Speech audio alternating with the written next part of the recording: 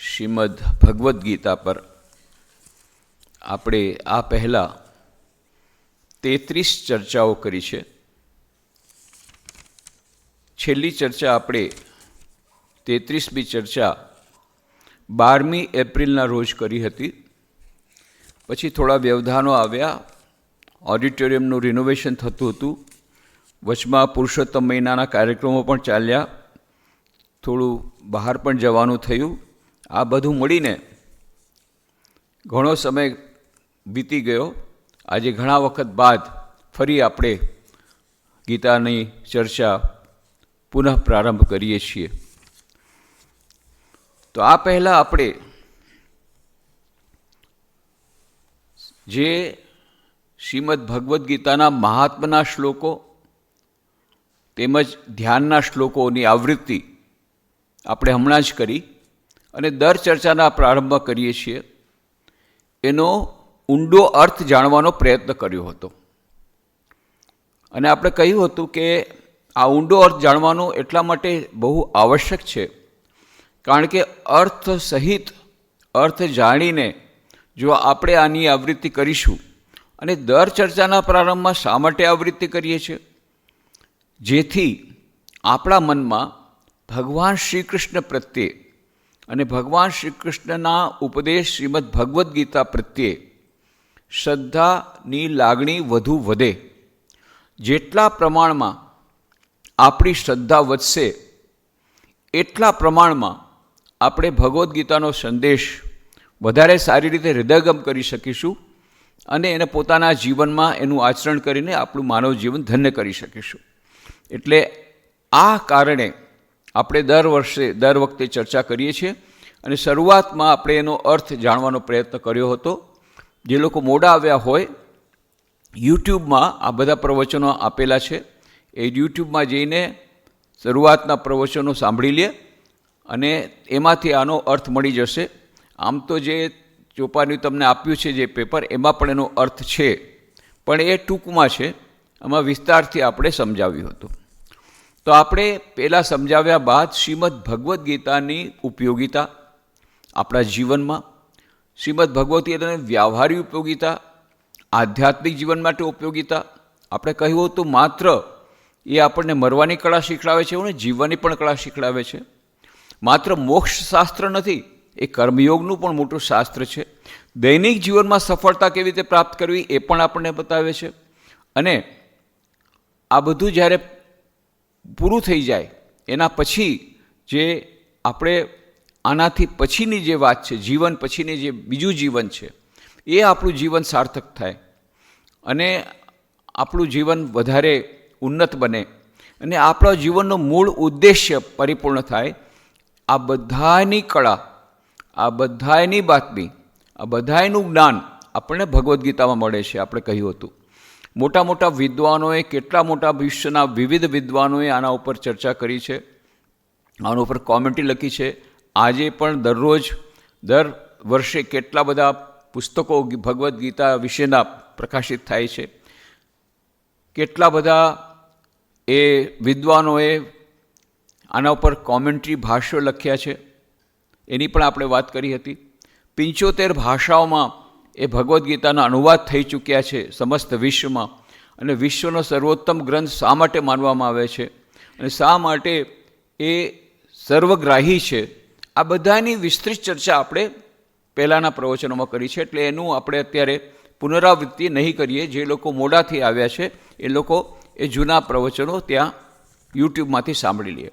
અને પછી આપણે આ બધું ભૂમિકા થયા પછી શ્રીમદ ભગવદ્ ગીતાનું અધ્યયન પ્રારંભ કર્યું હતું અને પહેલો અધ્યાય એની ચર્ચા આપણે સમાપ્ત કરી હતી. અને પહેલા અધ્યાયનું નામ અર્જુન વિષાદ યોગ. કેટલું સાર્થક છે, કારણ કે આજે જ્યારે બધા વિષાદમાં છે, આધુનિક માનવ જ્યારે ટેન્શનના યુગમાં જીવે છે, તણાવના યુગમાં જીવે છે, વિવિધ પ્રકારની સમસ્યાઓથી પીડિત છે, ત્યારે અર્જુન પોતે જ્યારે પીડિત હતો અને એના મનમાં વિષાદ હતો, ત્યારે આ વિષાદથી એની શરૂઆત થઈ છે. તો આપણા માટે એક બહુ મોટું એક આશાનું કિરણ કે જ્યારે જીવનમાં વિષાદ આવે, એ વિષાદ પણ જેમ અર્જુનના જીવનમાં વિષાદ આવ્યો હતો, એના માટે અર્જુન વિષાદ યોગ બની ગયો. ઈશ્વરને મેળવવાનું સાધન બની ગયો. એમાં આપણા જીવનમાં પણ જ્યારે વિષાદ આવે ત્યારે આપણે જો ઈશ્વરનું શરણ લઈએ તો આપણે પણ એ વિષાદને આપણા માટેની એક મોટી વિપત્તિમાંથી એને એક મોટા આશીર્વાદમાં એને આપણે લઈ શકીએ અને મોટા આશીર્વાદ સ્વરૂપ આપણા માટે બની શકે એ મોટી વિપત્તિ. અને આ વિષાદ આપણને ઈશ્વર સાથે મેળવવાનું સાધન બની શકે. એ કેવી રીતે બની શકે એ જ ભગવદ્ ગીતાનો સંદેશ છે.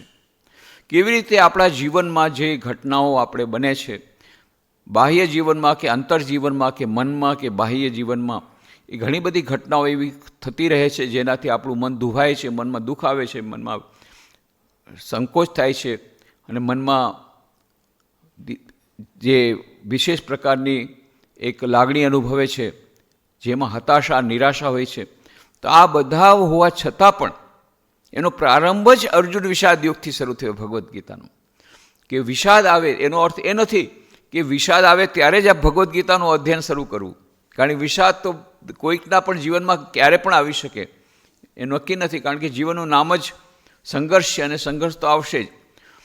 પણ જો આપણે શરૂઆતથી જ એ બધું જાણી લઈએ કે જ્યારે આ સંઘર્ષ આવે ત્યારે કેવી રીતે આપણે સંઘર્ષ સારી રીતે કરી શકીએ, આ સંઘર્ષને કેવી રીતે આપણે પોતાના જીવનના સંઘર્ષને કેવી રીતે સરસ રીતે એનો મુકાબલો કરી શકીએ, આની ટેકનિક આપણને ભગવદ્ ગીતામાં જે મળી છે પહેલેથી જો આપણે જાણી લઈએ તો આપણું કાર્ય વધારે સરળ બને અને આપણને વધારે એમાં ઓછું દુઃખ પડે અને ઓછી આપણને એમાંથી મહેનત પડે.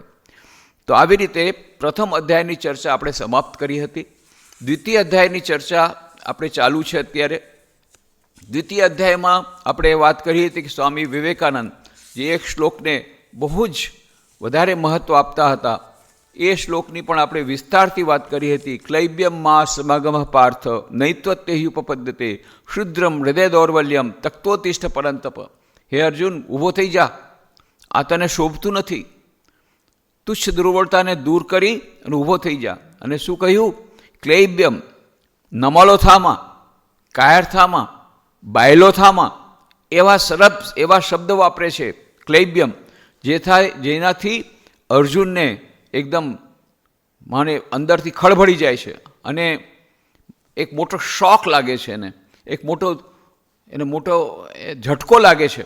અને ભગવાન શ્રી કૃષ્ણ તો મહાન સાયકોલોજિસ્ટ, મહાન મનોવૈજ્ઞાનિક, આ શોક થેરેપી જે વ્યવહાર કરવા માગતા હતા કે જે વિકાસમાં જઈ, હતાશામાં જઈ અને પોતાની બુદ્ધિને ખોઈ બેઠો હતો, પોતાનું જ્ઞાન ખોઈ બેઠો હતો અને રથમાં બેસીને કહેતો હતો હું યુદ્ધ નહીં કરું. હજી થોડા વખત પહેલાં કહેતો હતો મને જોવા દો કોણ કોણ મારી સાથે યુદ્ધ કરવા આવ્યા છે. આવી કપરી અવસ્થામાં બધી જગ્યાએ શંખ ફૂંકાઈ ગયા છે, યુદ્ધ શરૂ થવાની તૈયારી છે, ત્યારે રથમાં બેસીને કહે છે હું યુદ્ધ નહીં કરું. અર્જુન જેવો અર્જુન, સૌથી મોટો એના ઉપર જ આખો યુદ્ધનો, પાંડવોની જીતનો આધાર હતો, એ જ અર્જુન કહે છે હું યુદ્ધ નહીં કરું. એવી કપરી પરિસ્થિતિમાં ભગવાન શ્રી કૃષ્ણ કેવી રીતે એને શોક ટ્રીટમેન્ટ આપી, શોક થેરેપી આપી એક મનોવૈજ્ઞાનિક રીતે. ક્લૈબ્યમાં સ્વગમ પાર્થ નૈત્વત્વ ઉપપદ્ધતે ક્ષુદ્રમ હૃદય દૌર્બલ્યમ તક્તોતિષ્ઠ પરંત. ઊભો થઈ જા, આ તને થાજતું નથી, આ તને શોભતું નથી. તું અર્જુન, તું આવું કરે છે, નમાળો થામાં, બાયલો થામાં, એવા શબ્દો વાપરે છે ભગવાન શ્રી કૃષ્ણ. એ ખળભળી ઉઠે છે ને ત્યારે અર્જુન અત્યાર સુધી કહેતો તું આમ નહીં કરો, આમ નહીં કરું, ત્યાં શરણાગત થાય છે. કાર્પણ્ય દોષો પહતા સ્વભાવ પૃચ્છામી તો આમ ધર્મ સમૂઢ ચેતા યચ્છે આ નિશ્ચિતમ બ્રૂહિ તન્મે શિષ્યસ્તેમ સાધિમામ તામ પ્રપન્નમ. હું તમારો શિષ્ય છું, તમે મને જ્ઞાન આપો.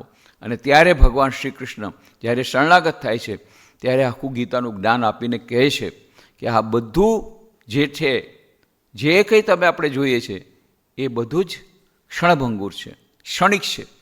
પણ જ્યાં સુધી છે ત્યારે કર્તવ્ય બુદ્ધિથી આપણે કરીએ તો એમાંથી આપણે જે મેળવવાનું છે મોક્ષ, એની આપણને તૈયારી કરવાની છે. જીવનમાં સુખ દુઃખ આવ્યા કરશે, શીતોષ્ણ સુખ દુઃખે શું. એ શીત સુખ, હમણાં વરસાદ આવશે, પાછું શિયાળો આવશે, પાછું ગરમી આવશે, સિઝન બદલાતી રહેશે, એવી રીતે ગરમી આવશે, પછી ઠંડી આવશે. આ બધું સહન કરવું પડશે અને બહાદુરીપૂર્વક સહન કરવું પડશે. અને એટલું જ નહીં, એમાંથી આપણે એનો ફાયદો ઉઠાવવો પડશે. એટલે એ આખી આપણે વિસ્તારથી વાત કરી હતી. સ્વામી વિવેકાનંદ જે વાત કરી હતી કે આ એક જ શ્લોક એટલો આખો ગીતાનો આખો ઉપદેશ આમાં આવી જાય છે એક જ શ્લોકમાં. અને જો તમે આ શ્લોકનો પ્રચાર પ્રસાર આખા વિશ્વમાં કરી શકો તો 3 દિવસની અંદર વિશ્વની બધી સમસ્યાઓ ઉકેલાઈ જશે. કેવી મોટી વાત સ્વામી વિવેકાનંદ કરે છે. આ એક જ શ્લોક એટલો અદ્ભુત, એની આપણે વાત કરી હતી. અને પછી આપણે 21 શ્લોકોની ચર્ચા સમાપ્ત કરી હતી. 22મા શ્લોકની ચર્ચા આપણે વિસ્તારથી કરી રહ્યા છીએ. આપણને એમ લાગે છે આપણે આમાં ફસાઈ ગયા, કેટલા વખતથી થાય છે, પણ આના પછી આપણે બધું સપાટ છે, કારણ કે બધું આનું જ પછી આ જ બધી વસ્તુ આવવાની છે. આ એક જ વસ્તુમાં કોઈ પણ તમને કહે કે પુનર્જન્મનો સિદ્ધાંત એનો પુરાવો છે તમારી પાસે, કે હા ભગવદ્ ગીતામાં કહેલું છે. શ્રી રામકૃષ્ણે કહ્યું હતું, શ્રી રામકૃષ્ણ કોઈ પૂછ્યું હતું પુનર્જન્મનો સિદ્ધાંત છે કેવી રીતે ખબર પડે, તો ભગવદ્ ગીતામાં આપેલું છે. એનાથી મોટું સર્ટિફિકેટ શું જોઈએ? ગીતામાં આપેલું છે. અને ચોખ્ખું કીધું, વાસાંસી જીર્ણાની યથા વિહાય નવાની ગૃહાતી નરોપરાણી તથા શરીરાણી વિહાય જીર્ણાની અન્યની સંયાતિ નવાની દેહી. જેવી રીતે એક મનુષ્ય જૂના વસ્ત્રને ત્યાગીને નવું વસ્ત્ર ધારણ કરે છે, એવી રીતે આ જીવાત્મા જૂના શરીરને ધારણ કરીને નવું શરીર ધારણ કરે છે. પુનર્જન્મ થઈ ગયો, ચોખ્ખું થઈ ગયું, એકદમ ક્લિયર કહી દીધું કે જેવી રીતે એક મનુષ્ય જૂના વસ્ત્રો ત્યાગી દે છે અને નવા વસ્ત્રો પહેરે છે, એવી રીતે આ જીવાત્મા જૂનો દેહ ત્યાગી દે છે અને નવો દેહ ધારણ કરે છે. અને આના પછીના શ્લોકમાં પણ આની જ પછી સમજૂતી છે. જાતસ્ય ધ્રુવો મૃત્યુ ધ્રુવો જન્મ મૃત્યુસ્ય છે તસ્માદ પરિહાર્યથી નત્વમ શોચિતું અર્હસી. આ બધું 50 શ્લોક, એના પછીના બધા શ્લોકો આની જ સમજૂતી છે કે જેનો જન્મ થયો છે એનું મૃત્યુ નિશ્ચિત છે, અને જેનું મૃત્યુ થયું છે એનું જન્મ નિશ્ચિત છે. એક જ અપવાદ કે જેણે મોક્ષ પ્રાપ્ત કરી લીધો, આ કર્મના બંધનમાંથી નીકળી ગયો, એના સિવાયના બાકી બધાને જન્મ ગ્રહણ કરવો પડશે. અને એ પણ આજે પુનર્જન્મનો સિદ્ધાંતની વિશે આપણે વિસ્તારથી વાતો કરી હતી કે પુનર્જન્મના સિદ્ધાંતની શું પુરાવો છે. એ પુરાવા હવે અત્યારે આધુનિક વિજ્ઞાન પાસે ઘણા બધા આવ્યા છે. તો આપણે એના વિશેની વિસ્તારથી ચર્ચા કરી હતી કે પુનર્જન્મનો સિદ્ધાંત જે ભગવદ્ ગીતામાં પ્રતિપાદિત છે એ આપણા સનાતન ધર્મનું મુખ્ય અંગ છે. એટલું જ નહીં, સનાતન ધર્મમાં જે કંઈ ધર્મો ભારતમાં પાંગળ્યા છે, પછી ભલે એ પોતાને અલગ બતાવે, એનો જન્મ તો ભારતમાં થયો છે, એ બૌદ્ધ ધર્મ હોય કે જૈન ધર્મ હોય, એ બધામાં પણ પુનર્જન્મના સિદ્ધાંતને સ્વીકૃતિ છે. માત્ર સેમેટિક રિલિજન્સ જે ક્રિશ્ચિયનિટી અને ઇસ્લામ, એ સિવાય બાકી બધા ધર્મો આ પુનર્જન્મ સિદ્ધાંતને સ્વીકાર કરે છે. અને પુનર્જન્મનો સિદ્ધાંત અને કર્મનો સિદ્ધાંત એકબીજા સાથે કેવી રીતે સંકળાયેલા છે એની વિસ્તારની આપણે વાતો કરી હતી. આપણે પુનર્જન્મના સિદ્ધાંત માટેની શું આ સાયન્ટિફિક, એના માટેનો વૈજ્ઞાનિક પુરાવો શું છે એની વાતો કરી હતી. ડાર્વિનના ક્રમ વિકાસવાદ સાથે ક્યાં સુધી આપણે જઈ શકીએ, થોડીક વખત તો જઈ શકીએ. એક સમય એવા હોય છે ડાર્વિનનો વિકાસવાદ બધી સમજૂતી આપી નથી શકતો, એના પછી માત્ર ને માત્ર ભારત આપણા સનાતન ધર્મનો પુનર્જન્મનો સિદ્ધાંત ક્રમ એ જ આપણને એની પૂરી સમજૂતી આપે છે, એની વાત કરી.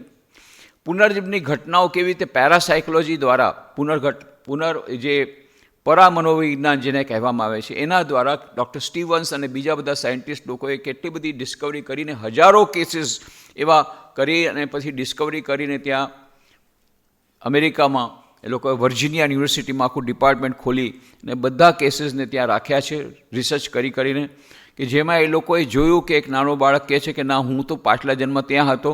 એ લોકો એ જગ્યાએ ગયા અને બરાબર કન્ફર્મ કર્યું કે હા એ છોકરો કહેતો તો બધું સાચું હતું. મોટા ભાગે બધા નાનપણમાં જ આ સ્મૃતિઓ આવે છે, પછી મોટા થયા પછી સ્મૃતિઓ રહેતી નથી અને બધાને આ સ્મૃતિઓ આવતી નથી. સ્વામી વિવેકાનંદને પૂછવામાં આવ્યું તમે કહો છો પુનર્જન્મનો સિદ્ધાંત, તો આપણને પાછલા જન્મની કેમ યાદ નથી આવતી, પાછલા જન્મમાં હું શું હતો? ત્યારે સ્વામી વિવેકાનંદ પૂછ્યું અચ્છા તમે જ્યારે નાના હતા ત્યારે શું ખાતા તમને ખબર છે? અરે તમે પોતે નાના હતા ત્યારનું પણ તમને કાંઈ યાદ નથી, તો પૂર્વજન્મની તમને ક્યાંથી યાદ આવે? પણ હા, યોગીઓ પાસે જાતિસ્મર નામની એમની પાસે એક શક્તિ આવી જાય છે, જે લોકો ચાહે તે આ બધી સિદ્ધિઓ છે એનાથી દૂર રહેવું સારું, એમ શ્રી રામકૃષ્ણ કહે છે. પણ એવી સિદ્ધિઓ આવે છે યોગીઓ પાસે કે જ્યારે પુનર્જન્મની પૂર્વજન્મની વાત સાંભળી શકે છે. પણ આ તો કેસીસ કેવા છે કે અચાનક આકસ્મિક રીતે એ લોકોને, નાના બાળકોને યાદ આવી ગયું. અને બીજું જે ચાઇલ્ડ પ્રોડિજી કહેવાય છે કે બાળકોમાં અસાધારણ પ્રતિભા, એનું તમે કેવી રીતે એક્સપ્લેનેશન આપશો? એને કેવી રીતે સમજી આપશો? નાનો બાળક, 5 વર્ષનું બાળક એવા તબલા વજાવે. અમારે રામકૃષ્ણ મિશનના રાયપુરના સેન્ટરમાં દર વર્ષે અમે બોલાવતા સરોજ કુમારી સરોજબાલા, સુરતમાંથી આવતી. એ કુમારી સરોજબાલા ત્યારે તો 7-8 વર્ષની માંડ હશે અમે જ્યારે જોઈ હતી ત્યારે. દર વર્ષે આવતી અને લેક્ચર આપતી. એટલા સરસ, આમ નીચે બેસે પછી તો તમે એમ સાધારણ બાળકી જેવી પીપરમેન્ટ માગે, પીપરમેન્ટ આપો તો ખુશ થઈ જાય. પણ જ્યાં એના પપ્પાએ એને ઉપાડી, ખોળામાં ઉપાડી અને ત્યાં સ્ટેજમાં બેસાડે વ્યાસપીઠ ઉપર, અને પછી જે પ્રવચન શરૂ કરે એકદમ એવા સરસ પ્રવચન આપે. હવે એ ક્યાંથી આવ્યું? પૂર્વજન્મ ન હોય એને કોણે શીખવાડ્યું? એના બાપને કાંઈ ખબર નથી. એના પિતાજી કે તમને ખબર છે? કે મને ખબર નથી. કે તમે આને શીખવાડ્યું કોને? કે એ ખબર નહીં. પણ એ પોતે એ પાછું વ્યાસપીઠ ઉપર બોલે જ્યાં એને બેસાડી દો પછી નીચે પાછી સાધારણ છોકરી. એવી રીતે બીજી પણ આવતી હતી, ઉમા ભારતી પણ આવતી હતી. પછી એક વિષ્ણુ અરોરા નામનો 7 વર્ષનો છોકરો હતો. પછી એક છોકરો આવતો તો એ તબલા એવો સરસ વગાડતો, 5 વર્ષનો, ફટાફટ એટલું સરસ તબલા વગાડતો, એકદમ કોઈ પણ ગાયક સાથે તબલા એ કરી શકે. આ બધું ક્યાંથી આવ્યું? એટલે પુનર્જન્મની ઘટનાઓ ઘણી બધી છે જેનું ડોક્યુમેન્ટેશન થયું છે.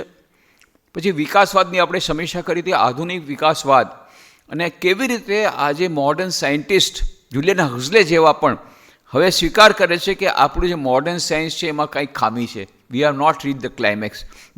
જે ખામી આપણી પાસે સનાતન ધર્મમાં નથી એ ખામી એ લોકોને હવે દેખાય છે. જીવન પ્રવાહનું લક્ષ્ય એ લોકોને પૂછો કે ખબર નથી. બસ જીવન પ્રવાહનું લક્ષ્ય શું છે? આગળ વધો. અચ્છા, આ યોનિમાંથી પછી મનુષ્યોની પછી શું? મનુષ્યોની સુધી આવી ગયા, એના પછી એ લોકોને ખબર નથી.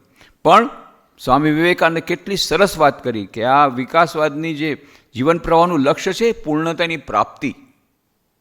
Each soul is potentially divine and the goal is to manifest this divinity within by controlling nature external and internal.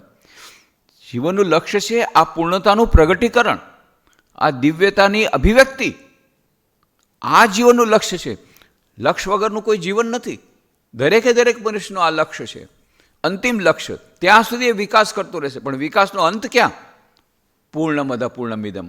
પૂર્ણની સાથે પૂર્ણ મિક્સ થઈ જાય અને પૂર્ણ જ બની જાય. આ એક એની ક્લાઇમેક્સમાં પહોંચી જાય. એ આ ડિટેલમાં આપણે આ બધી વાતો કરી છે. પછી હિન્દુ દર્શન કેવી રીતે આજના આધુનિક વિજ્ઞાનની સાથે કદમ મિલાવે છે અને એનાથી પણ થોડુંક આગળ વધી જાય છે, એની પણ આપણે વાત કરી હતી. પછી આ જે પુનર્જન્મનો વ્યવહારિક પક્ષ જે છે એની વાત કરી હતી, કર્મવાદ. કારણ કે પુનર્જન્મવાદ અને કર્મવાદ બંને સાથે જ ચાલે છે, એકબીજા સાથે સંકળાયેલા છે, એકબીજાના પરિપૂરક છે. તો આ જે કર્મવાદ છે એમાં જે કર્મ આપણે જે કરીએ છીએ, ત્રણ પ્રકારના કર્મો છે, 3 પ્રકારના સંસ્કારો હોય છે: સંચિત, પ્રારબ્ધ અને ક્રિયમાણ. તો જ્યારે વ્યક્તિ મરે છે, જ્યારે મૃત્યુ પામે છે, ત્યારે એના સૂક્ષ્મ શરીરમાંથી અને એનું કારણ શરીર એ જુદું પડી જાય છે, સ્થૂળ શરીર નીચે રહી જાય છે. અને એ કારણ શરીર અને સૂક્ષ્મ શરીર એ પ્રારબ્ધ જે પ્રમાણે એના કર્મો હશે એ પ્રમાણે એનો બીજો જન્મ થાય છે. જો ખરાબ કર્મ કર્યા હશે તો એવી રીતે એનો જન્મ ખરાબ રીતે થશે, ખરાબ ફેમિલીમાં થશે મનુષ્ય. અને ત્યાં સુધી કેટલાક લોકો એ માને છે કે અધોગતિ પણ પામી શકે. એની પણ આપણે વાત કરી હતી કે અધોગતિ પણ પામી શકે અને નીચેની યોનિમાં પણ જઈ શકે. તો મોડર્ન સાયન્સ આપણા શાસ્ત્રો કહે 84 લાખ યોનિઓ છે. છેવટે મનુષ્ય યોનિ આવે છે. બધું ધીરે આગળ વધતા 84 લાખ યોનિમાંથી શ્રેષ્ઠ યોનિ મનુષ્ય યોનિ સૌથી છેલ્લે. એના પછી એનો વિકાસ નથી, એના પછી એને અનંતમાં જ ભળી જવાનું છે. આ એનો વિકાસ છે. પૂર્ણમદ પૂર્ણમિદમ પૂર્ણાત પૂર્ણમુદચ્યતે, પૂર્ણમાં ભળી જવાનું છે, પૂર્ણ થઈ જવાનું છે. તો આ જે મનુષ્ય સુધીની યાત્રા છે, એની વિકાસની યાત્રા, મોડર્ન સાયન્સ થોડોક અલગ કહે છે કે ના, એ 84 લાખ યોનિઓ નથી, 125 લાખ યોનિઓ છે, બહુ વધારે અંતર નથી. ત્યારે આટલા બધા માઇક્રોસ્કોપ, એવા બધા ઇન્સ્ટ્રુમેન્ટ પણ નહોતા, છતાં એ લોકોએ કેટલા હજારો વર્ષો પહેલાં કહી દીધું કે 84 લાખ યોનિઓ. હવે આ 84 લાખ યોનિઓમાંથી જે સર્વશ્રેષ્ઠ અને છેલ્લી અંતિમ યોનિ મનુષ્યોની, તો કેટલાક એમ માને છે પછી મનુષ્યોની પછી તમારે બેકટ્રેક નહીં થાય, પછી તમારે એવું બની શકે કે તમે એને ખૂબ ખરાબ કામ કર્યા હોય તો કોઈ ખરાબ જગ્યાનો જન્મ થાય, કોઈ ખરાબ પરિવારમાં જન્મ થાય, બહુ સારા કામ કર્યા હોય તો શુચિનામ શ્રીમતામ ગેહે યોગ ભ્રષ્ટો વિજાયતે, એણે બહુ સાધના કરી હોય અને છતાં અંતિમ ધ્યેય સુધી પહોંચી નથી શક્યા હોય તો એનું ક્યારેય, એની સાધના ક્યારેય વિફળ નથી જતી. બહુ સારા ઘરમાં એનો જન્મ થશે, ગર્ભ શ્રીમંતને ત્યાં જન્મ થશે, જેથી એને સાધના કરવામાં કોઈ વિક્ષેપ નહીં નડે ને પોતાની સાધનાને હજી આગળ વધારશે. એવું ભગવદ્ ગીતામાં આપણને આવશે 6ઠા અધ્યાયમાં, જ્યારે અર્જુન પ્રશ્ન પૂછશે ત્યારે. તો આ જે બાકીનું જે કારણ શરીર છે એમાં સંચિત કર્મો સહિત એ પછી બીજી જગ્યાએ જન્મ લેશે, અને પછી એ જન્મમાં એ જે કામ કરશે એને ક્રિયમાણ કર્મ કહેવાય છે. અને ક્રિયમાણ કર્મોનો ત્યારે ને ત્યારે એને ફળ મળે છે. તો ક્રિયમાણ કર્મ એ જન્મ લીધા પછી, જન્મ લીધા પહેલાં જે પૂર્વજન્મના જે સંસ્કાર હતા, પૂર્વજન્મના જે કર્મોનું ફળ હતું, એ બંને એક સાથે થાય છે. પણ સંચિત કર્મો જે હોય એ કારણ શરીરમાં હોય છે, અને પ્રારબ્ધ પ્રમાણે એને પાછળ નવો જન્મ જે મળે છે એ એના પ્રારબ્ધ કર્મો પ્રમાણે એને મળે છે. તો હવે આ જે 3 પ્રકારના કર્મો છે એ બધા માટે, એના બધાની આપણે વિસ્તારથી વાત કરી હતી કે શરીરના કેટલા ભાગ છે, સ્થૂલ શરીર, સૂક્ષ્મ કારણ, મહાકારણ, આત્માની 4 અવસ્થાની વાત કરી હતી, પંચકોશની આપણે વાત કરી હતી, ચેતન અચેતનની વાત કરી હતી, મૃત્યુની પ્રક્રિયાની આપણે વાત કરી હતી, કેવી રીતે મૃત્યુ થાય છે, અને આનુવંશિકતાનો સિદ્ધાંત જેમાં મોડર્ન સાયન્સ માને છે એના કરતાં આપણો જે સિદ્ધાંત છે કર્મનો સિદ્ધાંત, એનાથી પણ વધારે સુસંગત છે, વધારે વૈજ્ઞાનિક છે, એની પણ આપણે વિસ્તારથી વાત કરી હતી. કર્મ સંસ્કાર અને વિચાર સંસ્કારનું અંતર કહ્યું હતું. ઈશ્વરની કલ્પના કોમ્પ્યુટરના રૂપમાં, એની આપણે વાત કરી હતી. ઈશ્વર એક સુપર કોમ્પ્યુટર જેવું છે જેમાં કોઈ પણ જાતની ડિફેક્ટ થતી નથી, 0 ડિફેક્ટ. જ્યાં જેવો તમારે કર્મ કેવું બરાબર ત્યાં રજિસ્ટર થઈ જાય છે, એમાં કોઈ થતું નથી મિનમેક. અને આ જે કર્મનો સિદ્ધાંત છે એ લાઇટ હાઉસ પ્રિન્સિપલ છે, એની આપણે વાત કરી. સ્ટેફન કોવી જે ઉદાહરણ આપ્યું લાઇટ હાઉસ પ્રિન્સિપલ, કે લાઇટ હાઉસ પ્રિન્સિપલ જેમ ગુરુત્વાકર્ષણનો નિયમ ભૌતિક જગતમાં અક્ષુણ છે, એમ કર્મનો સિદ્ધાંત છે એ અક્ષુણ છે માનસિક જગતમાં. તો આ જે કોમ્પ્યુટર છે એમાં બધી જ ડિટેલ છે, જેવી રીતે તમારો કર્મ થશે એ પ્રમાણે તમને ફળ મળશે. અને પછી આપણે પાછલા વખતે જે ચર્ચા કરી બહુ સુંદર, કે સ્વામી વિવેકાનંદ એટલું સરસ ચિત્રણ કરે છે. તો શું આપણે આવી રીતે સપડાઈ ગયા છે કર્મના સિદ્ધાંતની અંદરમાં? તો માન લો આપણે ખરાબ કામ કર્યા હોય તો આપણે માટે શું કોઈ પણ જાતનો રસ્તો નથી? મનુષ્યના મનમાં આ બધા પ્રશ્નો આવ્યા, અને સ્વામી વિવેકાનંદ શું કહે છે, પછી આ ઉપર ગયો અને ત્યાંથી એક આશાની વાણી આવી. શું આશાની વાણી? શૃણવંતુ વિશ્વે અમૃતસ્ય પુત્રાઃ આયે ધામાની દિવ્યાની તસ્તુ વેદાહમેતમ પુરુષમ મહાંતમ આદિત્યવર્ણમ તમસ પરસ્તાત તમેવ વિદિત્વાતિ મૃત્યુમેતી નાન્ય પંથા વિદ્યતયનાય. મેં એ પરમ પુરુષે જોઈ લીધા છે જેને બાદ બધા દુઃખોમાંથી નિવૃત્તિ થાય છે. એક રસ્તો બતાવે છે કે શું આપણે એવા લાચાર છીએ? કર્મના સિદ્ધાંત પ્રમાણે ખરાબ કામ કર્યા હોય તો આપણને ખરાબ ફળ મેળવવું જ પડશે, એમાંથી કોઈ છુટકારો નથી. તો પાછલા વખતે આપણે છટકબારી, આ કર્મના સિદ્ધાંતમાંથી છટકબારી છે કે નહીં એની આપણે ચર્ચા કરી હતી. કે આ ભલે કોમ્પ્યુટર છે, સુપર કોમ્પ્યુટર છે, પણ એ નિર્જીવ કોમ્પ્યુટર નથી, એ સજીવ છે, એમાં પ્રાણ છે, એમાં ભાવનાઓ છે, ઈશ્વર છે. એ કોમ્પ્યુટર એ પ્રાર્થના સાંભળે છે. એટલા માટે આપણે વાત કરી હતી પ્રાર્થનાની ઉપયોગિતા શું છે. પ્રાર્થના દ્વારા તમારા જે કર્મ કે પ્રારબ્ધ હોય એ ભૂસાઈ શકે છે. કેટલી મોટી વાત! કારણ કે આપણે પ્રારબ્ધમાં જ હશે તો શું કોઈ છુટકારો નથી? આપણા મનમાં બહુ એવું દુઃખ થાય છે, એવું મને મનમાં એટલી બધી હતાશા નિરાશા આવે છે, તો છૂટવાનો કોઈ ઉપાય નથી. છે પ્રાર્થના. પ્રાર્થના દ્વારા ઈશ્વરને શરણાગત થવાથી મા શારદા દેવી કહે છે, કોઈ જો ઈશ્વરને શરણાગત થાય, ઈશ્વરનું બહુ નામ લે, તો વિધાતાએ અહીં પોતે જે લખ્યું હોય પોતાના હાથેથી લૂછી નાખે છે. પણ એટલી એક વાત છે, જ્યાં શૂળીનો ઘા મળવાનો હશે ત્યાં સોયનો ઘા મળશે. માન લો કોઈનો એક્સિડન્ટ થવાનું હશે અને એમાં મરવાનો હશે, એક્સિડન્ટ થશે પણ મરશે નહીં, થોડુંક લાગશે, આવી જશે પાછું. આ સૂળીનો ઘા સોયમાં. આવા કેટલાય ઉદાહરણ તમને જોતા મળશે તમારા નજરમાં જ. તમે પછી આપણે શું કહે છે, મોટી ઘાત ગઈ. એનો કહેવાનો અર્થ બહુ મોટી ઘાત ગઈ, બહુ મોટું થવાનું હતું, 8 લાખમાં થઈ ગયું. માં આવી રીતે કહે 8 લાખમાં આ સોયનો ઘા મળશે, 8 લાખમાં પતી ગયું. કેમ? ભગવાનનું નામ લીધું, ભગવાનને શરણાગત થયા. આ આપણા માટે આશાની વાણી છે. એ શિકાગો ધર્મસભામાં એમણે જે વાત કરી હતી, હિન્દુ ધર્મના જ્યારે વાત કરી તે પાછલે વખતે આપણે એનું વાંચન કર્યું હતું. કેટલી મોટી આશાની વાણી સ્વામી વિવેકાનંદે આપણને આપી હતી. તો એ જે છે, અને એક બહુ મોટી વાત આપણે જે ચર્ચા વિસ્તારથી કરી હતી કે પ્રારબ્ધ અને પુરુષાર્થ. તો પ્રારબ્ધ અને પુરુષાર્થની જ્યારે આપણે વાત કરીએ છીએ ત્યારે આપણે એટલું યાદ રાખવાનું છે કે આપણો શાસ્ત્ર ભલે પ્રારબ્ધમાં માને છે પણ ભાગ્યવાદી નથી, પુરુષાર્થવાદી છે. તો આપણું શાસ્ત્ર શું કહે છે? જેમ કેટલાક લોકો કહે છે, ભાઈ અમે તો આ પ્રારબ્ધ વગેરેમાં માનતા નથી, પ્રારબ્ધવાદમાં માનતા નથી, ભાગ્યવાદમાં માનતા નથી. હા, એક ખેડૂત છે, શું કહે છે, ભાઈ ભાગ્યમાં હશે તો વરસાદ આવશે, ભાગ્યમાં હશે તો નહીં આવે. એ ભાગ્યવાદી છે. પણ બીજો ખેડૂત શું કરે છે? ઠીક છે, વરસાદ નહીં આવ્યો, કાંઈ વાંધો નહીં, નહેર છે ને, નહેરથી અહીંયા સુધી હું નહેરનું પાણી લાવીશ, અને દિવસ રાત મહેનત કરે છે. એની પત્ની આવે છે, શ્રી રામકૃષ્ણ બહુ સુંદર ઉદાહરણ આપે છે. એની પત્ની આવે છે એને કે ભાગ અહીંથી, મારવા દોડે છે ને. હજી છોકરા ખાશે શું? હમણાં આપણે જે પાક નહીં થાય તો ભાગ અહીંથી. 2-3 દિવસ સુધી ખાતો નથી, આખો દિવસ રાત મહેનત કરી, જ્યાં નહેરનું પાણી આવી ગયું ખેતરમાં, બસ લાવ કે હવે જમવાનું. આવી જાતની આ બીજો ખેડૂત છે, આ પુરુષાર્થવાદી છે. અને પેલો ખેડૂત, ભાઈ ભગવાનની મહેરબાની થશે, વરસાદ આવશે તો પાક થશે, નહીં તો નહીં થાય, શું થાય? આ પ્રારબ્ધવાદી છે.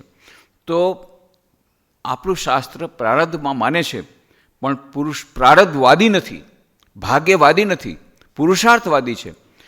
કહેવાનો શું અર્થ છે?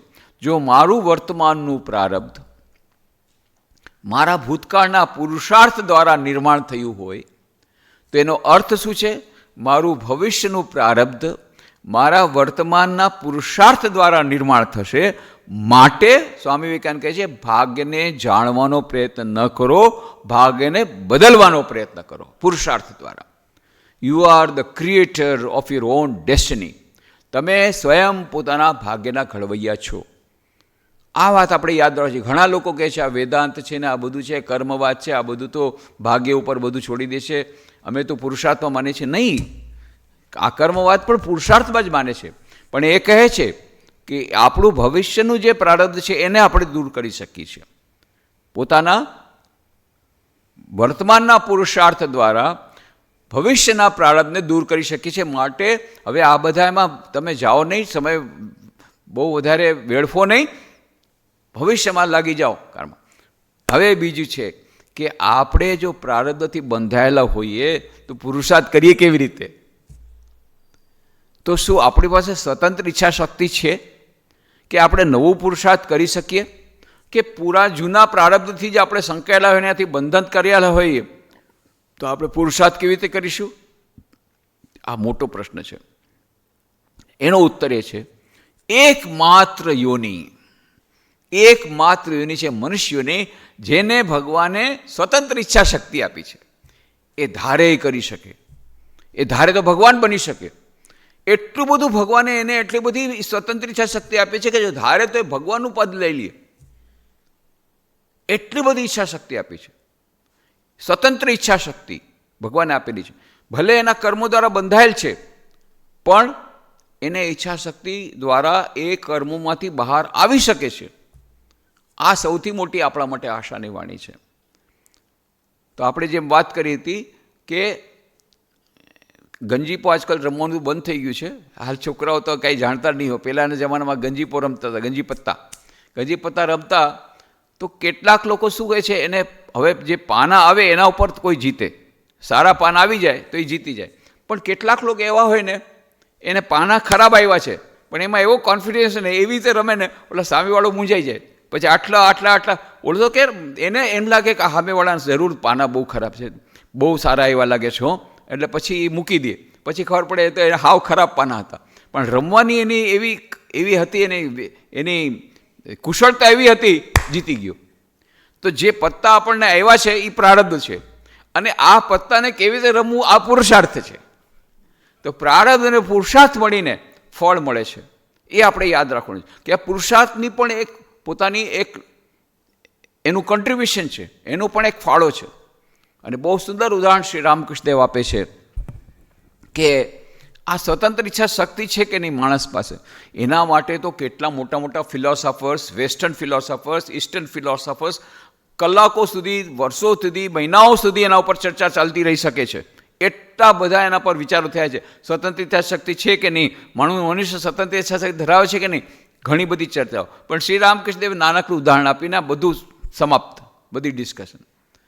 એટલું સરસ ઉદાહરણ આપે છે કે જુઓ, એ ગોવાળીઓ એ ગાયને લઈને જાય છે, અને ગાયને એક ઝાડ સાથે બાંધી દે છે અને દોરડાથી બાંધી લે છે.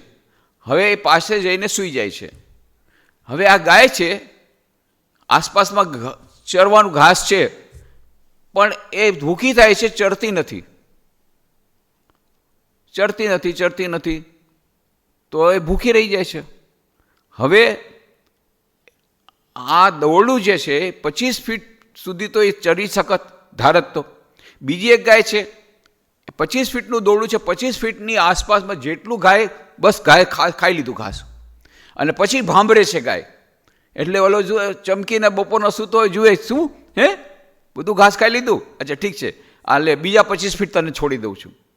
એટલે ભગવાન શું કરે છે? આ ભગવાન છે, આ ગોવાળ, દોરડું છે પ્રારબ્ધ, અને આ જે છે એ જીવ ગાય. તો આપણે જીવ છીએ. હવે ભગવાને શું કર્યું? પ્રારબ્ધ આપણું મૂકી દીધું, મોટું પ્રારબ્ધ આપણને આપી દીધું. 50 ફીટનો દોરડો આપ્યો, હવે 50 ફૂટમાં ચરે છે. અને પછી તો એવું થાય છે કે ગાય એ પણ ખાઈ જાય, તો પછી બીજા 25 ફીટ પછી દોરડું છોડી દે છે, જવા દો, બંધન મુક્ત, મોક્ષ પ્રાપ્તિ સીધી. કેવી રીતે થયું? પેલી ગાયને તો મળ્યું જ નહીં કાંઈ, ચૂપચાપ બેઠી રહી, ખાવાનું ન મળ્યું, કારણ કે એની પાસે તો એને ભરવાડે પોતે સૂઈ ગયો, એને એમ હતું આ 25 ફીટ તો આપ્યું છે ને દોરડું, એમાં ખાઈ લેશે ઘાસ, પણ એને ન ખાધું. આણે ખાઈ લીધું તો બીજા 25 ફીટ હજી એને છોડી દીધા. તો આમાં સ્વતંત્ર ઈચ્છા શક્તિ છે, પણ કેટલી છે? 25 ફીટ જેટલી. પણ ભગવાન પછી 25ના 50 ફીટ કરી દે છે. જો આપણે સ્વતંત્ર ઈચ્છા શક્તિનો સદુપયોગ કરીએ તો એના 25માંથી 50 પણ થાય, 100 થાય, અને છેવટે મુક્તિ પણ આપણને મળી શકે. એ આપણા હાથમાં છે. એટલી બધી આશાની વાણી છે. તો આ જે ઉદાહરણ આપ્યું છે ભગવાન શ્રી રામકૃષ્ણ દેવે, સ્વતંત્ર ઈચ્છા શક્તિ આપણી પાસે છે કે નહીં? હા છે, જરૂર છે. પણ એ સ્વતંત્ર ઈચ્છા શક્તિ માટે પણ પુરુષાર્થ કરવો જરૂરી છે. એ આપણી સ્વતંત્ર ઈચ્છા શક્તિ જેટલી સ્વતંત્ર ઈચ્છા શક્તિ છે એના પ્રમાણે આપણે જો બેઠેલા રહેશું કે ભાઈ શું થાય, મને તો બાંધી દીધો છે, અહીંયા ગાય એમ સમજે કે મને તો બાંધી દીધી છે, હવે હું શું કરું? પણ દોરડું તો લાંબુ છે, જેટલું છે એટલું તો ખા. કે હું તો બંધનમાં છું, મારાથી કાંઈ નહીં થાય, હું તો બંધનમાં છું, મારું તો કર્મના બંધનમાં છું, મારું તો ભાગ્ય જ ખરાબ છે, મને તો કંઈ ભળતું જ નથી, હું તો કાંઈ નહીં કરી શકું, મારે તો ભગવાનની કૃપા થશે તો થશે, નહીં તો નહીં થાય. મા શારદાજી કહે છે કૃપા કૃપા બધા કહે છે, પણ કૃપા પાછી આવે કે કૃપા ફીરે હશે? બધા કહે છે કૃપા કૃપા કૃપા, માં કૃપા કરો, કૃપા કરો. અરે પણ કૃપા તો મારો ભગવાન કરવા તૈયાર છે, પણ એ પાછી આવી જાય છે, કારણ કે તમે લેવા તૈયાર નથી. અરે કૃપા જે ભગવાન, અને સ્વામી યતીશ્વરાનજી બહુ સુંદર વાત કહે છે, the grace of the divine comes to A person in the form of self effort. ભગવાનની કૃપા કેવી રીતે આવે છે? તમને પુરુષાર્થ કરવાની જો પ્રેરણા મળે છે એ જ ભગવાનની કૃપા. તો બીજો કોઈ આવીને તમારું કામ નહીં કરી દે, તમારે જ કરવું પડશે. પણ એની પ્રેરણા, એની શક્તિ એ ભગવાન આપશે તમને. એના માટે તમારે પ્રાર્થના તો કમસે કમ બીજું કાંઈ ન કરો, કાંઈ નહીં, પ્રાર્થના તો કરો ને. કે પ્રાર્થના કેવી રીતે કરીએ, પ્રાર્થના નથી તો કાંઈ નહીં, તો રડો. નાનું બાળક શું કરે છે? હું આ રડે છે, બાકી બધું માં જોઈ લે છે. સાવ નાના બાળકો કાંઈ ન કરી શકતા હો, પણ માં શારદાજી કહે છે એ નાનું બાળક છે એને પણ પુરુષાર્થ તો કરવો પડશે. એ જ્યાં સુધી ભેંકડો નથી તાણતું બાળક, ત્યાં સુધી માં આવતી નથી. પોતાનું કામ કરી રહી જાય છે, એને ઘણું કામ છે. એ રસોઈ બનાવી છે, આ છે તે છે, મહેમાન આવ્યા છે, આ છે તે છે, કેટલું કામ છે. આ બેબી એમનેમ છે, પણ જ્યારે ભેંકડો તાળે તો એને આવવું પડે ને એને જોવું પડે, એને ખવડાવવું પડે, બધું એને જે જોતું દેવું પડે. પણ ભેંકડો તાળવો છે એટલું તો ભેંકડો તો તાણો. કમસે બીજું કાંઈ નહીં, પુરુષાર્થ નથી કરી શકતા તમે, જેને રસોડામાં જઈને ખાવાનું નથી બનાવી શકતા, એ મારાથી નહીં, મને કંઈ આવડે નહીં, એ બધું રસોઈ બનાવવાનું મને ન આવે. અરે કાંઈ વાંધો નહીં, તો ભેંકડો તો તાણો, માં આવીને તમને ખાસ ખવડાવશે. પણ એ પણ નહીં કરું તો નહીં ચાલે. એટલે મા શારદા કહે છે કૃપા ફીરે આવશે. તમે કૃપા કહે છે, પણ કૃપા થાય શું? કૃપા લેવાય તૈયાર નથી તમે. એના માટે પણ તમારે કાંઈક તો કરવું પડશે. નાના બાળકને રડવું તો પડશે, કમસે કમ પ્રાર્થના કરો, રડો, કાંઈક તો કરો. અને જેટલી કેપેસિટી આપી છે 25 ફીટની જે તમને આપ્યું છે, એ તો પહેલાં ઘાસ ખાઓ ને પછી તમે રડવાનું શરૂ કરો. પહેલેથી રડવાનું, મને ઘાસ નથી, મને ઘાસ નથી, મને ઘાસ આપો, મને ઘાસ. અરે પણ આ 25 ફીટ આપ્યું તને, એ તો ખા પહેલાં, પછી તને બીજું દોરડું હજી તને છોડી દઉં. ભગવાને એમ કહે છે આ 25 ફીટ તો ખાતો નથી અને રોઈ જાય છે, રડી જાય છે. જેટલું તમારી પાસે છે એનો તો ઉપયોગ કરો. જે પુરુષાર્થ તમારી પાસે છે એનો તો ઉપયોગ કરો.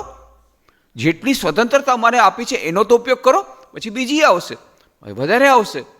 એટલા માટે કૃપા જે આપણે કહીએ છીએ, કૃપાનો પણ એક નિયમ છે કે જ્યાં સુધી આપણે એક ડગલું આગળ નથી વધતા, ભગવાન 10 ડગલા આવશે, પણ પેલું ડગલું આપણે વધવું પડશે ભગવાન તરફ, પછી 10 ડગલા આવશે. તો એટલા માટે આજે સ્વતંત્ર ઈચ્છાના શક્તિનું જે છે, એ સ્વતંત્ર ઈચ્છા શક્તિ છે આપણી પાસે, પણ એ લિમિટેડ છે. કારણ કે આપણા પ્રારબ્ધોથી એ સંકળાયેલું છે, આપણા પોતાના પૂર્વજન્મના કર્મો સાથે સંકળાયેલું છે. પૂર્વજન્મના કર્મો પ્રમાણે આપણને આ શરીર મળેલું છે. એ શરીર વ્યાધિગ્રસ્ત છે. એ વ્યાધિગ્રસ્ત શરીરથી આપણે વધારે સાધના નથી કરી શકતા. આપણું લિમિટેશન છે, આપણી એક મજબૂરી છે. But at the same time સાથે થોડીક સારી વસ્તુઓ પણ આપી છે. એનો આપણે જે આપણને સારી વસ્તુ આપી છે એનો આપણે સદુપયોગ કરીએ તો બીજી સારી આવશે ધીરે ધીરે. આપણા અત્યારે વર્તમાન પરિસ્થિતિમાં આપણા પોતાના પ્રારબ્ધ પ્રમાણે, પોતાના પૂર્વજોના કર્મો પ્રમાણે, આપણા પ્રારબ્ધ પ્રમાણે આપણે જે પરિસ્થિતિમાં છીએ, જે આપણી પાસે સગવડો છે, એનો આપણે જેટલો બની શકે એટલો સદુપયોગ કરીશું તો હજી આપણને સારી વસ્તુઓ મળશે કૃપા દ્વારા, અને એવી રીતે આપણે આગળ વધી શકીશું. તો આવી રીતે આ પૂર્વજન્મનો સિદ્ધાંત, સ્વતંત્ર ઈચ્છાશક્તિની વાત, પૂર્વજન્મ સિદ્ધાંત, કર્મનો સિદ્ધાંત અને ભાગ, પુરુષાર્થ અને પ્રારબ્ધ વચ્ચેની જે વાત છે, પ્રારબ્ધ અને પુરુષાર્થ વચ્ચેની જે રેખા, આ બધાની વિસ્તારની વાત આપણે કરી હતી. કારણ કે આ બધું પૂર્વજન્મ સાથે સંકળાયેલ છે. પૂર્વજન્મની જે વાત આ 22મા શ્લોક સાથે સંકળાયેલી છે કે વાસાંસી જીર્ણાની યથા વિહાય નવાની ગૃણાતી નવપરાણી તથા શરીરાણી વિહાય જીર્ણાની અન્યાની સંયાતિ નવાની દેહી. તો જેવી રીતે આ શરીર ત્યાગી દે છે, ફક્ત આમાં એક્સેપ્શન છે, જે લોકો, બાકી બધાને જન્મ લેવો જ પડશે, જે લોકોએ મુક્તિ પ્રાપ્ત કરી લીધી એ લોકો માટે પછી કોઈ જન્મ નથી. આવાગમનના ચક્કરમાંથી મુક્ત થઈ ગયા, કર્મના સિદ્ધાંતમાંથી મુક્ત થઈ ગયા, બધા પ્રકારની ગુલામીમાંથી મુક્ત થઈ ગયા, અનંત સુખ, અનંત જ્ઞાન, અનંત આનંદને મળી જશે પોતાની સાધના દ્વારા. એ થઈ શકે છે, આ જન્મમાં પણ થઈ શકે છે, પણ એના માટે પુરુષાર્થ આપણે કરવો પડશે. અને પુરુષાર્થ કરશું એમને કૃપા આવતી જશે. તો એ જે વાત છે મુક્તિ, એ મુક્તિ આપણને મળી શકે છે. દરેક મનુષ્ય મુક્તિને પાત્ર છે. અને એટલું જ નહીં, દરેક મનુષ્યનો જન્મસિદ્ધ અધિકાર છે મુક્તિ પ્રાપ્ત કરવાનો. દરેક મનુષ્યનો જન્મસિદ્ધ અધિકાર છે દિવ્યતાને અભિવ્યક્ત કરવાનો. દરેક મનુષ્યની અંદર દિવ્યતા પહેલેથી જ રહેલી છે, ક્યાંય બહારથી ઇમ્પોર્ટ કરવાની નથી. માત્ર એને અભિવ્યક્ત કરવાની છે, માત્ર એને મેનિફેસ્ટ કરવાની છે, માત્ર અજ્ઞાનનો પડદો જ દૂર કરવાનો છે. આજે અજ્ઞાનનો પડદો અને અભિમાનનો અહંકારનો પડદો જ દૂર કરવાનો છે. એના માટે જે સાધના આપણે 4 યુગોની સાધના કહી છે ભગવાન સ્વામી વિવેકાનંદ શ્રી રામકૃષ્ણ દેવે, એ સાધના કરીને ધીરે ધીરે અજ્ઞાનનો પડદો જ્યારે દૂર થઈ જશે તો પોતાની મેળે દિવ્ય જ્યોત છે, દિવ્ય ચેતના છે, પોતાની મેળે મેનિફેસ્ટ થશે ને પછી આપણને મુક્તિ મળી જશે બધા પ્રકારના કર્મોમાંથી, આવાગમ અને ચક્કરમાંથી આપણને મુક્તિ મળી જશે. પુનરપી જન્મમ પુનરપી મરણમ પુનરપી જનની જઠરે શયનમ એ સંસારે બહુ દુસ્તારે કૃપયા પાહો પાહી મોરાય ભજ ગોવિંદમ જે વાત કરી આદિ શંકરાચાર્ય એ કે આવાગમ અને ચક્કરમાંથી મુક્ત થઈ જશું. અને એમાંથી આપણે મુક્તિ 2 પ્રકારની વાત કરી કે એક છે વિદેહ મુક્તિ અને એક એ છે જે વિદેહ મુક્તિની પહેલાંની મુક્તિ જીવન મુક્તિ. તો જીવન મુક્તિ બીજું કાંઈ નથી. જીવન મુક્તિ કોને કહેવાય છે કે જ્યારે આપણે જ્ઞાન પ્રાપ્ત કરી દો, જ્ઞાન જ્યારે થાય છે તો શું થાય છે? પ્રશ્ન પૂછવામાં આવ્યો કે માની લો કોઈને જ્ઞાન પ્રાપ્ત થાય તો કેવી સ્થિતિ થાય, કેવી રીતે ખબર પડે કે કોઈને આત્મજ્ઞાન પ્રાપ્ત થઈ ગયું છે, કે કોઈને ભગવાનના દર્શન થઈ ગયા છે, કેવી રીતે ખબર પડે? તો એના માટે મુંડકોપનિષદમાં શ્લોક આપ્યો કે જે આપણા કર્મો છે એ બધા જ્યારે સમાપ્ત થઈ જાય, ભિદ્યતે હૃદય ગ્રંથિ છિદ્યંતે સર્વસંશયા ક્ષીયંતે ચાસ્ય કર્માણી તસ્મિન દૃષ્ટે પરાવરે. એના દર્શનથી શું થાય? ઈશ્વર દર્શનથી શું થાય? 3 વસ્તુ થાય. ભિદ્યંતે સર્વ સંશય, ભિદ્યંતે સર્વગ્રંથિ, જેટલી પ્રકારના બંધનો છે કર્મબંધનો બધામાંથી મુક્ત થઈ જાય. ભિદ્યતે હૃદય ગતિ. છિદ્યંતે સર્વ સંશય, બધા પ્રકારના સંશયો નીકળી જાય, કોઈ જાતનો સંશય પછી મનમાં રહે નહીં. ક્ષીયંતે ચાસ્ય કર્માણી, બધા કર્મો પણ ભસ્મીભૂત થઈ જાય. તસ્મિન દૃષ્ટિ પરાવરે. હવે આ જે કર્મો તો ભસ્મીભૂત થઈ ગયા, 3 પ્રકારના કર્મો આપણે કયા તો ક્રિયમાણ કર્મ, જે ક્રિયમાણ કર્મો તો થશે જ નહીં કારણ કે હવે એની પાસે અહંકાર નથી જેના દ્વારા ક્રિયમાણ કર્મ કરે. સંચિત કર્મો ભસીને ભૂસ્મ થઈ ગયા. પણ પ્રારબ્ધ કર્મ જે છે એ પ્રારબ્ધ કર્મ એને ભોગવવા પડશે. જ્યાં સુધી પ્રારબ્ધ કર્મ છે ત્યાં સુધી પણ એને નુકસાન કરી શકશે નહીં. એક દોરડું છે, માન લો બળી ગયું હોય, પણ એ દોરડું બળેલું છે પણ એને તમે ફૂંક મારો તો ઉડી જશે. એના દોરડા જેવો છે એ બધા એના સંસ્કાર એવા છે એને પછી કોઈ જાતનું દુઃખ નહીં થાય. પણ હા, શરીર એને ટકેલું રહેશે. જેમ કે ઉદાહરણ, આપણે પંખો ચાલુ કર્યો, પંખો બંધ કરી દીધો તો પંખો બંધ કર્યા પછી તરત જ બંધ નથી થતો, થોડીક વાર લાગે છે. એનું પહેલાંનું જે છે પાવર એને કારણે થોડો જ ચાલતો રહેશે. એવી જ રીતે જ્યારે જ્ઞાન થઈ ગયું ત્યારે એને બધી તો થઈ ગયું પણ હજી પ્રારબ્ધ જે કર્મો છે બાકીના કારણે એ ત્યારે આ જીવનમાં જ રહેશે. એને કહેવાય જીવન મુક્તિ. પણ જીવતા જીવતા જ એને મુક્તિ રહેશે. એને કોઈ જાતનું અજ્ઞાન આવશે નહીં, કોઈ જાતનું બંધન આવશે નહીં, કોઈ જાતની તકલીફ નહીં થાય, કોઈ જાતનું એને દુઃખ નહીં થાય, આનંદમાં રહેશે. પછી વિદેહ મુક્તિ થશે. પછી જ્યારે પ્રારબ્ધ પૂરા થઈ જશે ત્યારે પછી એ દેહની મુક્તિ થઈ જશે અને એ દેહ પછી એને કોઈ જન્મ લેવો નહીં પડે. પછી હંમેશા મન મુક્તિ. બાકી બધાયને જે લોકોના જન્મ થયા છે એને મૃત્યુ થશે અને મૃત્યુ થયા એનો જન્મ થશે. આ સિવાયના જે લોકોને મુક્તિ નથી મળી. તો એટલા માટે આ બહુ સરસ શ્લોક છે જેની આપણે વિસ્તારથી ચર્ચા કરી. હવે આવતા વખતે આપણે આવતા રવિવારે 23મા શ્લોકની ચર્ચા પ્રારંભ કરીશું. આજે આપણે અહીંયા જ વિરમીએ. ઓમ શાંતિ શાંતિ શાંતિ. હરિ ઓમ તત્સત. શ્રી રામકૃષ્ણાર્પણમસ્તુ.